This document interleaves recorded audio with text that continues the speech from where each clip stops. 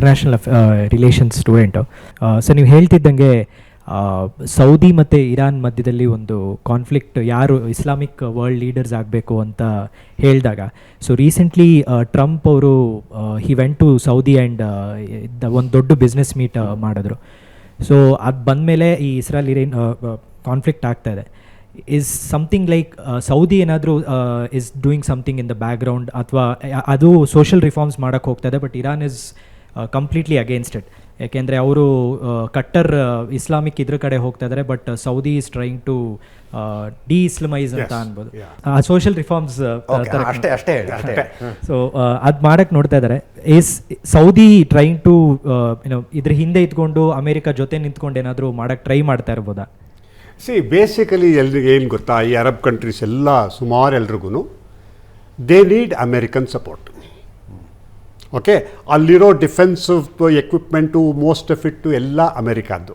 Okay, ಆದ್ದರಿಂದ they want security from ಹೂಮ್. ಯಾರಿಂದ security ಬೇಕಾಗಿತ್ತು ಅವ್ರಿಗೆ? ಎರಡು ಕಂಟ್ರಿಗಳು. ಒಂದು ಇಸ್ರೇಲು, ಎರಡನೇದು ಇರಾನ್. ಅವ್ರಿಗೆ ಅಲ್ಲಿ ಸುತ್ತಮುತ್ತ ಎರ್ಮೀನಿ. ಇವಾಗ ಇವ್ರು ತಂದಿದ್ದು, in fact Trump himself was kind of it this thing, Abraham accords ಅಂತ. ಏನು ಅಂದರೆ Abraham or Abraham was the kind of source of whether it is Judaism or Arab this thing, Islam. So ಅದರಿಂದ ಅವ್ರು ಏನು ಮಾಡಿದ್ರು, ನೀವೆಲ್ಲ ಒಂದೇಪ್ಪ ಒಂಥರ ಪೀಸ್ಫುಲ್ಲಾಗಿರೋದಕ್ಕೆ ಅಕಾರ್ಡ್ ಮಾಡ್ಕೊಳ್ಳಿ ಅಂದ್ಬಿಟ್ಟು ಮಾಡಿ already 2-3 countries how signed that. Okay, Saudi Arabia ಇನ್ನೂ ಸೈನ್ ಮಾಡಿಲ್ಲ. ಯಾಕೆ ಅಂದರೆ ಅವರು they want security and additional support from America. ಈಗ ಟ್ರಂಪ್ ಹೋದಿದ್ದರಿಂದ ಅಲ್ಲಿ ಬಿಸ್ನೆಸ್ಸು ಡೆವಲಪ್ ಆಗ್ತಾಯಿದೆ, ಪ್ಲಸ್ ಸೆಕ್ಯೂರ್ ಗ್ಯಾರಂಟಿ. ಅಂದರೆ ಇಸ್ರೇಲಿಂದ ಏನೂ ತೊಂದರೆ ಆಗಲ್ಲ ಈಗ ಸೌದಿ ಅರೇಬಿಯಾಗೆ. ಇರಾನ್ ಒಂದೇ ಅಲ್ಲಿರೋ ಹೋಲ್ ಏರಿಯಾದಲ್ಲಿ ಎಲ್ಲರೂ ನೋಡೋ ಥರ ವಿಲನ್ ಅನ್ನೋ ಥರ. ಆದ್ದರಿಂದ ಇರಾನು ಇವಾಗ ಇಲ್ಲೆಲ್ಲ ಅಟ್ಯಾಕ್ ಮಾಡಿದಾರಲ್ಲ ಎಲ್ಲ, ಫಾರ್ ಎಕ್ಸಾಂಪಲ್ ಚೈನಾ ಹೋಗ್ಬಿಟ್ಟು ಸೌದಿ ಅರೇಬಿಯಾ ಆ್ಯಂಡ್ ಇರಾನ್ಗೆ ಒಂದು ಒಡಂಬಡಿಕೆ ಮಾಡಿಸಿದ್ರು, ನೀವು ಸ್ವೋರ್ನ್ ಎನಿಮಿ ಆಗಬೇಕಾಗಿಲ್ಲ, ಫ್ರೆಂಡ್ಶಿಪ್ ಡೆವಲಪ್ ಮಾಡ್ಕೊಳ್ಳಿ ಅಂತ. ಸೊ ಸ್ಲೋ ಆಗಿ ಅದು ಮಾಡ್ತಾಯಿದ್ರು. ಇವಾಗ ಇರಾನ್ ಏನಾದ್ರೂ ಈ ಔಟ್ಕಮ್ಮಿಂದ ವೀಕ್ ಆದರೆ ಡೆಫಿನೆಟ್ಲಿ ಅರಬ್ ಕಂಟ್ರೀಸು, ಇಸ್ರೇಲು ಇವರೆಲ್ಲ ಪುನಃ ಅವರು ಇದು ಜಾಸ್ತಿ ಆಗುತ್ತೆ, ಕೋಆಪರೇಷನ್ ಜಾಸ್ತಿ ಆಗುತ್ತೆ. ನಾವಿವಾಗ ಏನಲ್ಲಿ ರೋಡ್ ಮಾಡಬೇಕು ಅಂತ ಇದ್ದೀವಿ, ರೂಟು ಮಾಡಬೇಕು ಅಂತ, ಕಾರಿಡಾರ್ ಮಾಡಬೇಕು ಅಂತ, ಅದಕ್ಕೂ ಸಪೋರ್ಟ್ ಸಿಗುತ್ತೆ. I think it's a better thing. ಅರಬ್ಬಲ್ಲಿ ಸೌದಿ ಅರೇಬಿಯಾದಲ್ಲಿ ಡಿ ಇಸ್ಲಾಮೈಸೇಷನ್ ಆಗ್ತಾಯಿಲ್ಲ. They will be Islam, they will be everything is safe.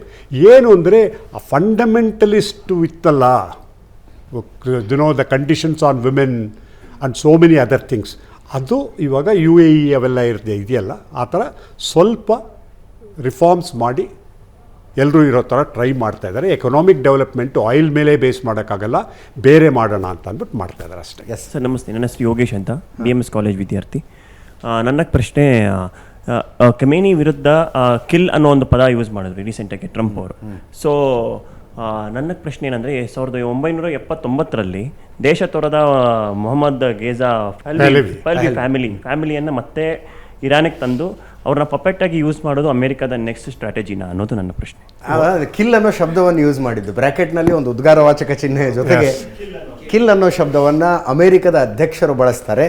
ಗೊತ್ತಿಲ್ಲ ನನಗೆ, ನಾನು ಅಮೆರಿಕದ ಅಧ್ಯಕ್ಷರನ್ನ ಇಷ್ಟು ದಿವಸ ಇಷ್ಟು ಲೈಟಾಗಿ ಯಾವತ್ತೂ ತಗೊಂಡಿರಲಿಲ್ಲ. ಬಟ್ ಅಂದರೆ ನಾನು ಸಾಮಾನ್ಯ ಪತ್ರಕರ್ತ, ನಾವು ಏನೋ ಟ್ವೀಟ್ ಮಾಡುವಾಗಲೂ ಕೂಡ ಭಾಳ ಎಚ್ಚರಿಕೆಯಿಂದ ಈ ಶಬ್ದ ಸರಿನಾ ತಪ್ಪು ಮಾಡ್ತೀವಿ. But Donald Trump is Donald Trump. Rajeev sir, so ಇದು ಟ್ರಂಪ್ ಸ್ಟೇಟ್ಮೆಂಟ್ ಬಿಟ್ಬಿಡೋಣ. ಅವರು ಮುಂಚೆ ಹೇಳಿದಾಗೆ ಈಸ್ ಅನ್ಪ್ರೆಡಿಕ್ಟಬಲ್. ಬಟ್ ಖೊಮೇನಿ ಅವ್ರನ್ನ ಸಾಯಿಸೋದ್ರಿಂದ ಏನಾಗಬಹುದು ಅನ್ನೋದು ಯೋಚನೆ ಮಾಡಿ. ಖೊಮೇನಿ ಅವ್ರ ವಯಸ್ಸು 86. Okay, to kill an old man who is going to die in a few years time is not logical. ಅಂದರೆ ನಾವು ಡಿಸ್ಪ್ಯಾಷನೇಟ್ ಮಾತಾಡ್ತಿದ್ದೀವಿ, ಅರ್ಥ ಆಯ್ತಾ? ಅವ್ರು 86 ವರ್ಷ, ಈಗ ನಮ್ಮ ಮನೇಲೆ ನಮ್ಮ ತಂದೆಯವ್ರು 86 ಆಗಿದ್ದರೆ ಒಂದು ವಿಲ್ ಬರೆದಿರ್ತಾರೆ, ಹೌದಲ್ಲ? ಸೊ ಮನೆಗಳಲ್ಲಿ ತಂದೆಯವರು 86-87 ವರ್ಷ ಆದಾಗ ವಿಲ್ ಬರೆದವರು, ಒಬ್ಬ ರಾಜ್ಯದ ಸುಪ್ರೀಂ ಲೀಡರ್ ಖೊಮೇನಿ ಅವ್ರಿಗೆ 86 ಆಗಿದ್ದರೆ ಅವ್ರ ಸಕ್ಸೆಷನ್ ಲೈನ್ ಬರೆದಿಟ್ಟಿರಲ್ವ? ಬರ್ದಿಟ್ಟಿರ್ತಾರೆ, ಖಂಡಿತ ಬರೆದಿಟ್ಟಿರ್ತಾರೆ. So killing Khomeini is not going to yield any results. Okay, it is only going to inflame passions among the Muslims all over the world. It is going to create a chaotic situation for the West.